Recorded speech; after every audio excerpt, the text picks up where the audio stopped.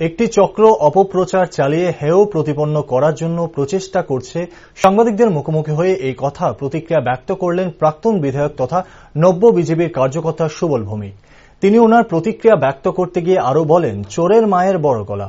চোর বলতে উনি কাকে ইঙ্গিত করলেন, যেখানে উনি ওনার বক্তব্যে রাজ্যের মুখ্যমন্ত্রী এবং দেশের প্রধানমন্ত্রীর জনকল্যাণমূলক প্রকল্পগুলির ভূয়সী প্রশংসা করলেন একদিকে, ঠিক তেমনি অন্যদিকে গোটা রাজ্য জুড়ে যে গতিতে উন্নয়নের জোয়ার বয়ে যাচ্ছে তাকে বিরোধী রাজনৈতিক দলের তরফ থেকেও প্রশংসা করতে দেখা যাচ্ছে। এমনকি বিগত 6 বছর ধরে গোটা রাজ্য জুড়ে কেন্দ্রীয় এবং রাজ্য সরকারের ডাবল ইঞ্জিন সরকারের দরুন যে পরিমাণ উন্নয়ন পরিলক্ষিত হতে দেখা যাচ্ছে তা সত্যি প্রশংসনীয় বলে জানান সুবলবাবু।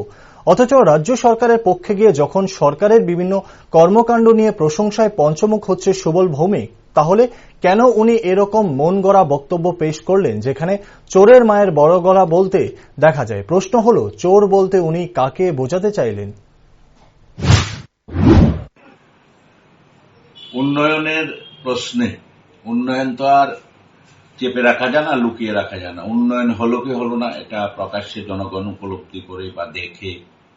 উন্নয়ন নিয়ে তো কোনো সেটা সারা দেশে আজকে নরেন্দ্র মোদীজির নেতৃত্বে আজকে সারা পৃথিবীতেই আজকে চর্চা হচ্ছে নরেন্দ্র মোদীজির নেতৃত্ব নিয়ে। আর ত্রিপুরায়ও আমাদের মুখ্যমন্ত্রী চেষ্টা চালিয়ে যাচ্ছেন অত্যন্ত সততার সহিত। এবং আমরা লক্ষ্য করেছি বিশেষ করে গত 6 বছর আমাদের রাজ্যে আপনি বেরিয়ে যান, সমস্ত ক্ষেত্রে যে উন্নয়ন চলছে, কাজ চলছে, এটা কিন্তু আজকে বিরোধীরাও স্বীকার করছে। সুতরাং এই উন্নয়নকে বাধা প্রাপ্ত করার জন্য এবং বিভিন্নভাবে সরকারকে মানুষের কাছে হেয় করার জন্য এখানে এই রাজ্যে আমি দেখতে পাই যে একটা প্রবাদ আছে, চোর কোতোয়ালকেও ডাকে, যে বা চোরের মায়ের বড় গলা।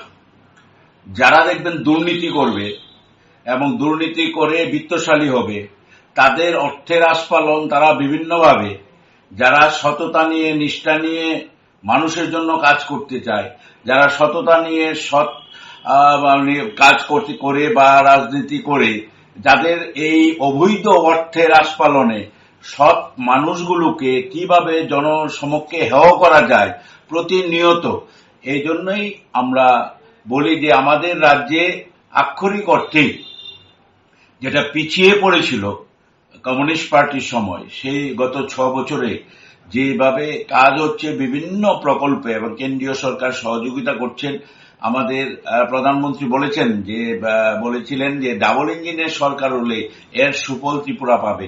আক্ষরিক অর্থে এর সুফল ত্রিপুরা পাবে।